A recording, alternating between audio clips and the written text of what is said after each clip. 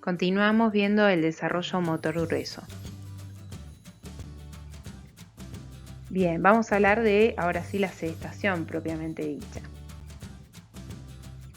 Si nosotros sentamos a un recién nacido, habíamos dicho que la forma de su esqueleto condiciona a esta flexión. Entonces lo vamos a ver todo colapsado sobre sí mismo. Y fíjense cómo en esta foto parecería que tiene algo de control, pero se trata de una foto. Si lo dejamos solo, se colapsa sobre sí mismo. Una de las cosas que podemos observar cuando colocamos al niño en estas posiciones es la posición de la pelvis. Fíjense la pelvis cómo permanece vertical con respecto a la superficie y no se encuentra ni en anteversión ni en retroversión. Entonces esto es el desarrollo típico en este momento. Después en el 5.º mes sí vamos a encontrar la pelvis en anteversión.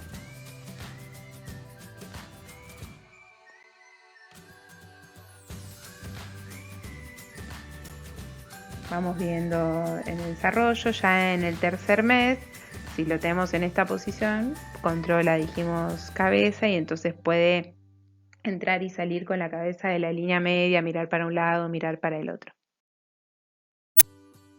Bien, vamos viendo cómo se desarrolla a través de los meses.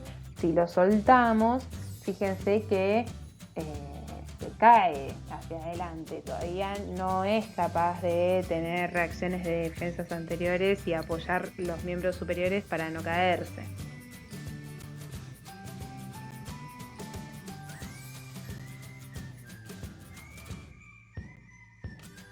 En todas estas posiciones lo están sosteniendo,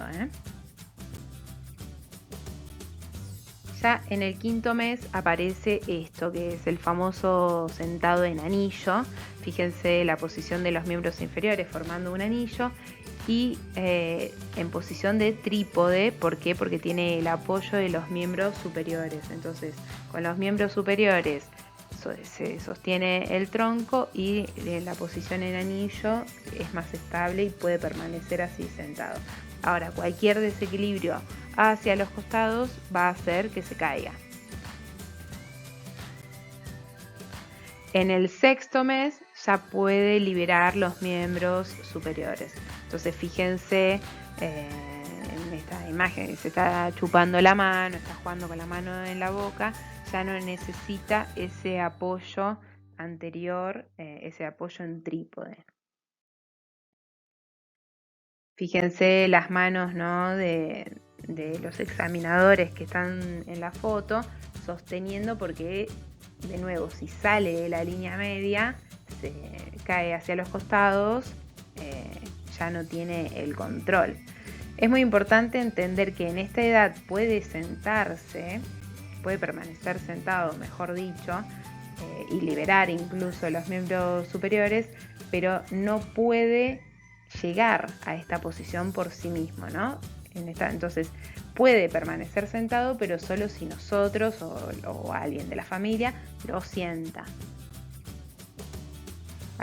Esto es muy habitual, de que primero yo tengo que conocer la posición y después voy a conocer la transición. O sea, el niño primero va a aprender a estar sentado y después va a aprender a cómo llegar y salir del sentado.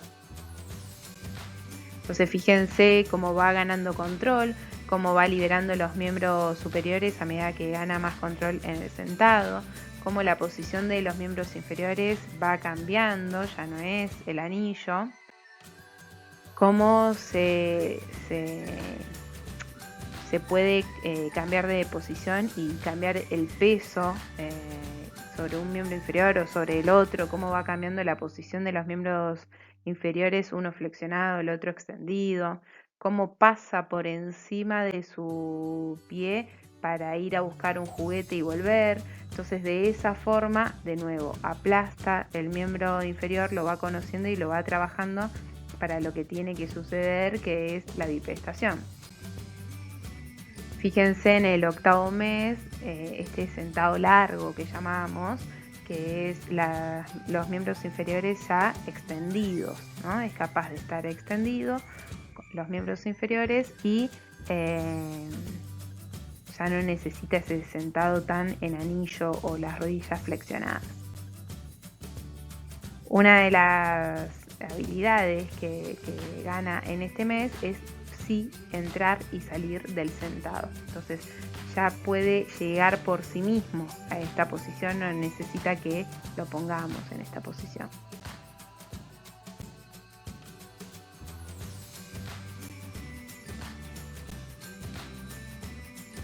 Fíjense en el 9º mes cómo la posición de los miembros inferiores va cambiando, cómo obtiene diferentes sentados laterales, va ganando variabilidad en esa forma de sentarse, no necesita sentarse siempre de la misma forma.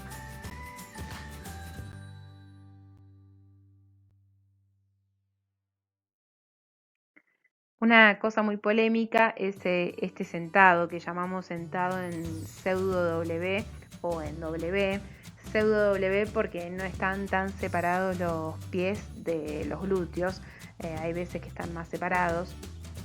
Y fíjense cómo se forma una W, por eso se llama así esta posición. Algunos profesionales no les gusta esta posición porque es una posición que exige los ligamentos de la rodilla y pensamos en alguna posibilidad de lesión.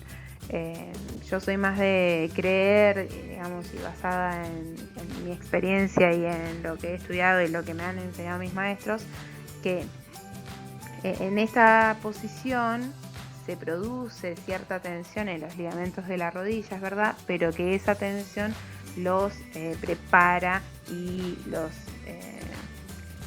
estimula para que se formen y que se formen fuertes y que no solo los ligamentos sino el resto de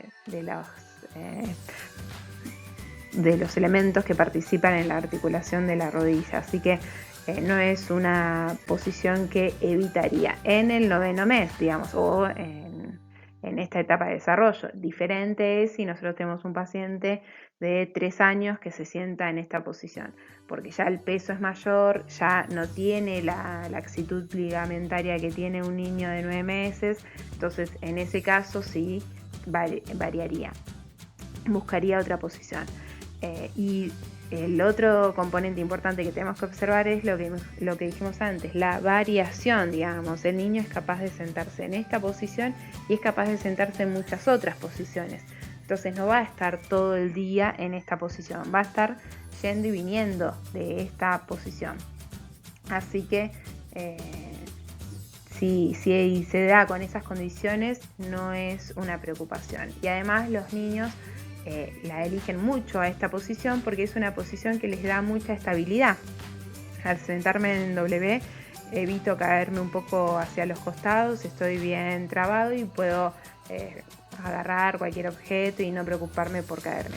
Además es fácil llegar y salir del gateo con esta posición, así que por eso es muy frecuente encontrarla en niños. De nuevo, mientras sea un rato, no sea todo el tiempo y sea en estas edades, no me preocupa, es fisiológico, es normal y al contrario, prepara para la formación de las rodillas, etc. Una de las creencias es que esta posición lesiona caderas. No lesiona caderas porque recordemos que el desarrollo óseo de los niños de esta edad no es el mismo esqueleto el de ellos que el de un adulto. Entonces, en esta posición, los niños tienen la cadera en posición neutra. Ahora, si nosotros nos querríamos poner en esta posición, no podríamos y nosotros sí nos iríamos a una excesiva rotación interna de caderas y nos molestaría. En cambio a los niños en esta posición están en una posición neutra. Cuando tenemos pacientes más grandes, si no tuvieron un desarrollo típico de su esqueleto, es probable que puedan sentarse en esta posición sin problemas. En ese caso, esos niños tampoco estarían lesionando sus caderas, pero sí me preocuparía por la posible lesión de la rodilla por la presión que soportan. ¿Qué no haría en niños que pueden sentarse muy fácilmente en esta posición, más grandes, ¿no? No los obligaría a sentarse en la posición que conocemos como posición de indio, porque ahí sí estaríamos llevando a sus caderas a una excesiva rotación externa, porque si bien para nosotros es fácil esa posición porque tenemos un desarrollo típico, cuando no se produjo un desarrollo típico óseo y yo tengo la torsión del hueso fémur no se terminó de desarmar gracias a la activación de los músculos, en esa posición indio, como dijimos antes, lo estamos llevando a lo que para nosotros sería una excesiva rotación externa y eso sí lesionaría las caderas. Así que si yo tengo un niño más grande que su desarrollo óseo no fue el típico y cuando siempre que se sienta en el piso se sienta en W y así es como está cómodo, en lugar de obligarlo o pedirle que se siente como indio, lo saco del piso, le pongo una sillita y que juegue en una mesa, que juegue en una superficie más alta y que ya no pase tanto tiempo en el piso. Fíjense entonces cómo va y viene, ¿no? Sale de esta posición, como dijimos antes, en W o pseudo W. De nuevo acá, pasándonos sobre su miembro inferior en el piso. Esto se lo conoce también como la posición de 4.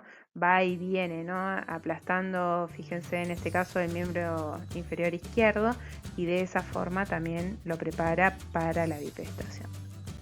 Las imágenes que usamos son del libro de Lois Blay.